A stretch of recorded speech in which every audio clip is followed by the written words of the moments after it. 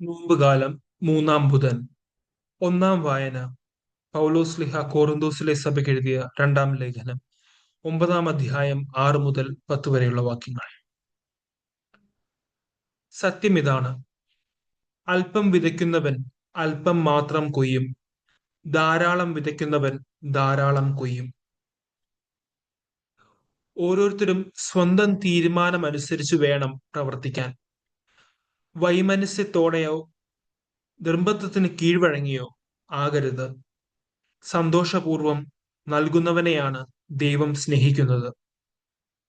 നിങ്ങൾക്ക് ആവശ്യമുള്ളതെല്ലാം സദാ സമൃദ്ധമായി ഉണ്ടാകാനും സത്കൃത്യങ്ങൾ ധാരാളമായി ചെയ്യാനും വേണ്ട എല്ലാ അനുഗ്രഹങ്ങളും സമൃദ്ധമായി നൽകാൻ കഴിവുറ്റവനാണ് ദൈവം. എഴുതപ്പെട്ടിരിക്കുന്നത് പോലെ അവൻ വാരി വിതറി, അവൻ ദരിദ്രർക്ക് ദാനം ചെയ്തു. അവന്റെ നീതി എന്നേക്കും നിലനിൽക്കുന്നു. വിതക്കാരന് വിത്തും ഭക്ഷിക്കാൻ അപ്പവും കൊടുക്കുന്നവൻ നിങ്ങൾക്ക് വിതയ്ക്കാനുള്ള വിത്ത് തരുകയും അതിനെ വർദ്ധിപ്പിക്കുകയും നിങ്ങളുടെ നീതിയുടെ വിളവ് സമൃദ്ധമാക്കുകയും ചെയ്യും. സുവിശേഷ വായന. വിശുദ്ധ ലുക്കാ എഴുതിയ സുവിശേഷം 6-ാം അധ്യായം 32 മുതൽ 38 വരെയുള്ള വാക്യങ്ങൾ. നിങ്ങളെ സ്നേഹിക്കുന്നവരെ നിങ്ങൾ സ്നേഹിക്കുന്നതിൽ എന്തു മേന്മയാണുള്ളത്? പാപികളും തങ്ങളെ സ്നേഹിക്കുന്നവരെ സ്നേഹിക്കുന്നുണ്ടല്ലോ.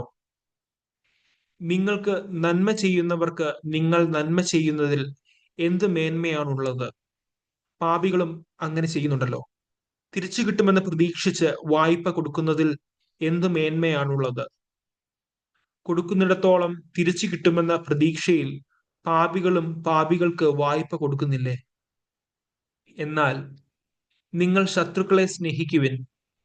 തിരിച്ചു കിട്ടും എന്ന് പ്രതീക്ഷിക്കാതെ മറ്റുള്ളവർക്ക് നന്മ ചെയ്യുകയും വായ്പ കൊടുക്കുകയും ചെയ്യുവിൻ. അപ്പോൾ നിങ്ങളുടെ പ്രതിഫലം വലുതായിരിക്കും. നിങ്ങൾ അത്യുന്നതന്റെ പുത്രന്മാരായിരിക്കുകയും ചെയ്യും. കാരണം അവിടുന്ന് നന്ദിഹീനരോടും ദുഷ്ടരോടും കരുണ കാണിക്കുന്നു. നിങ്ങളുടെ പിതാവ് കരുണയുള്ളവനായിരിക്കുന്നത് പോലെ നിങ്ങളും കരുണയുള്ളവരായിരിക്കുവിൻ. നിങ്ങൾ വിധിക്കരുത്, നിങ്ങളും വിധിക്കപ്പെടുകയില്ല. കുറ്റാരോപണം നടത്തരുത്, നിങ്ങളുടെ മേലും കുറ്റം ആരോപിക്കപ്പെടുകയില്ല.